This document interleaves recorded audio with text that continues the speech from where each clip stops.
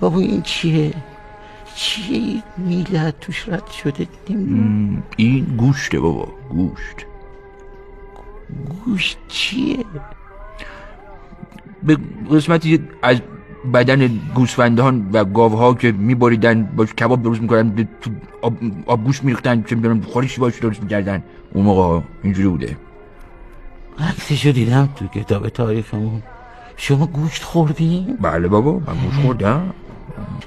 مامان اینجا داره خمیازه میکشه دهنش. نه بابا، اینجا داره از ته دل میخنده. خنده چیه؟ آدم ها اون زمان ها وقتی میخواستن که شادی خودشون رو نشون بدن میخندیدن، اینجوری مثل مامانت تو عکس. اینجا کجاست؟ اینجا یه خارج شهر رفته بودیم پیکنیک.